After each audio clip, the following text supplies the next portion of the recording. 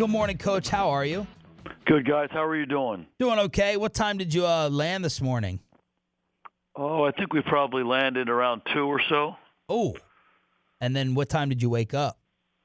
What time did I wake up? I don't know. I think I probably got up at 6. Oh, yeah, 4 hours. What's it called, RJ? Is that the? It's a REM cycle. REM? That's a full REM cycle. I mean, I think you got to be feeling pretty refreshed this morning. Yeah, feeling good. Coach, the offense was awesome storyline to start the season. Obviously, yesterday was limited. What were some of the problems you saw for your offense out there? Oh, I think the biggest thing is we weren't able to run the ball as consistently as we wanted to, and we weren't able to generate a lot of big plays. In a game like that, when there are limited opportunities, we had 9 possessions in the game. You can really point to some very specific things that happened, and it comes down to about a handful of plays. Not converting a couple very makeable third downs. We put the ball on the ground a couple times, and before you know it, we scored a touchdown. We kicked a field goal. Before you know it, you've exhausted all your drives, and you're in a 2-minute situation at the end of the game. So, give them credit. They did a good job. They made it hard for us to run the football. They did a good job up front.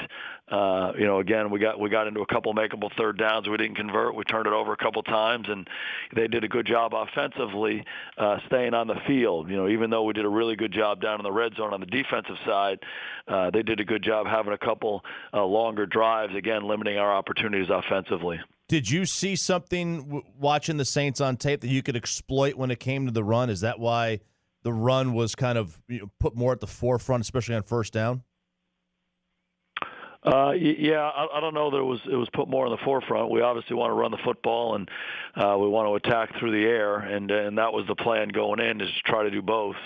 And that's always really our approach, attack both ways. So we tried to do that throughout the game. We had some success at different times doing each. It wasn't consistent enough throughout. Yeah, Coach, the reason we asked, when we were looking at the pass rates to start off the year on first and second down, and yesterday was about a 15 or 20% drop with running it on those downs. Was that a conscious effort or something that you said, hey, we know we've been passing earlier on first and second, but let's go ahead and try to run it earlier? You mean we ran it more on first and second down? Yes. Yeah. Again, I don't know that I fully agree with that. We try to be balanced throughout. You want to attack different ways. You certainly don't want to be a team that just throws the ball every first down. Mm-hmm. You don't want to be a team that runs the ball every first down. And again, I thought we did a good job mixing it. And I think the biggest thing is when we've had some success earlier on, we've made some third down conversions.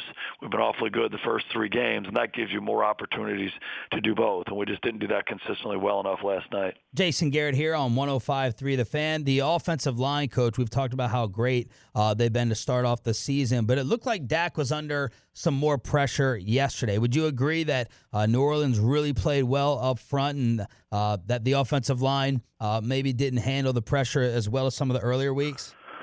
Well, they have a good front. There's no question about that. And I think anytime you go into that environment when you're playing on the road in a loud stadium like that, that works to the advantage of the home defensive line, because you're on a silent count, and they have some opportunities to get off the ball and present problems. But again, we just didn't do really anything consistently well enough in the game. There were times where we blocked them really, really well, both in the run game and in the passing game, but not consistently well enough. And it's an experience that we'll learn from and hopefully get better. Coach, first 3 weeks, you guys were second in the league in the amount of play action used. That number was cut in half, down to 20% last night. Take us through the decision on when you guys decide to use play action versus not.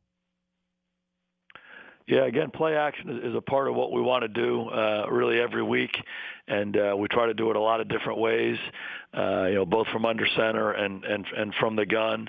And in a game like that, we had limited plays. We had just over 50 plays in the ball game, and it was a couple of those drives were 2-minute type drives before the half, and also at the end of the ball game. So we had limited opportunities. We didn't do a good enough job on third down to continue to give ourselves to give ourselves chances. So play action is a part of what we've done, and we'll continue to do that. We'll also throw it quick. We'll drop back. We'll straight out run it. So those will all be part of what we do really week in and week out. Jason Garrett every week at 8:30 right here on 105.3 The Fan. Did the Saints play defense drastically different than some of the other teams to start off the year, Coach? We were looking at the lack of downfield explosive attempts, and we were wondering if it was just great coverage, bringing more pressure on Dak, what you saw from New Orleans defensively and limiting that. Yeah, they have a good defense, obviously. They have a really good front. They got good cover guys on the back end. And I think the biggest thing about last night is we weren't able to get into a consistent rhythm in the game and to give us more opportunity to do some of the things that we want to do. So, give them credit. Again, it's a challenging place to play with crowd noise. So, everyone communicating, getting off the snap together, is one of the real challenges when you go play in an environment like that. So they did a nice job in the game. We didn't play consistently well enough. And again, hopefully we'll learn from the experience. Coach, Tyron Smith leaves the game, the high ankle sprain. Do we have a time frame on when he might return? We really don't. We saw him last night. He was in a boot leaving the ball game. I have not seen him this morning yet, so they'll continue to do tests on him. We'll come up with what the timetable is. Who do you expect to use in that spot? Maybe move Lael over to the left or keep Cam there? Again, haven't really had those discussions. The natural answer is to have Cam go do that. Cam played a lot of football for us last year and did a really nice job, and he's a good football player. So we'll have those discussions as we go. But he's the natural choice for us. Did you know that you could run an NFL play in only 2 seconds, Coach? Yeah, I thought that was interesting, that timing. Did you go back and clock it, or are you just going to let that one be and save the wallet? Yeah, I mean, it's I just thought it was interesting, and who knows? Maybe it was on the long side of 4 and the short side of 2, and it was almost 4 seconds, based on that. But it just seemed like it was pretty quick. Would you like to see the league go to a clock where they use the decimal points on there and give the NBA kind of does? Yeah, it's interesting you say that because that's the first thing that kind of came into my mind is, maybe we need something like that because it just seemed like, 2 seconds. There was a lot of things that happened in that 2 seconds. Coach, people are wondering, Robert Quinn looked awesome, but that puts some of the focus on Tank. Tank and Zeke, health-wise, do you think they're held back at all from the offseason and what they both went through individually, or no, full go? They're good to go since they're on the field. Yeah, both those guys are good to go. Tony Pollard ran for 13 and 103 last week against Miami. He had 2 snaps yesterday. Why the lack of usage, Coach, for Pollard yesterday? Yeah, again, I feel like I'm answering it the same way all the time. We just didn't play consistently well enough on offense, and we weren't able to drive the ball as much as we wanted to, and that limits your opportunities when you just have, over 50 plays in a game. Typically we have more than that, and we're able to convert the third downs, get into more of a rhythm, and get into some of the things that we want to do. And unfortunately, we missed a couple makeable thirds. We turned the ball over a couple times. 9 possessions in the game, it just limited our chances. So, all the things that you guys are talking about, we'd like to kind of get to, but we weren't able to do it because we didn't play consistently well enough. So hopefully we'll be able to do that. Tony's done a nice job for us up to this point. We'll give him chances as we go forward. When do you expect to get Michael Gallup back? Don't really know. He's been working hard on his rehab and has had a good couple of weeks coming back. So we'll see how he is today, tomorrow, leading up to Wednesday, and what his status is for this week.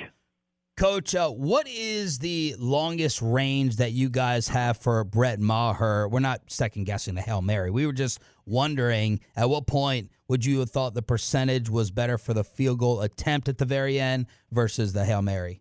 Yeah, I think we would give him a chance from a good distance, particularly indoors like that. So I don't want to put a specific thing on it, but certainly, low 60s, we'd give him a chance. he's got a really strong leg. He's shown that he can make some big, long kicks in critical moments. He's done that for us in the past. So we just didn't think we were close enough in yesterday's game, but we would have been generous on that to give him an opportunity. Coach, thank you for the time. We appreciate it. Get some rest and have a good Monday and week. Okay, guys, good talking to you.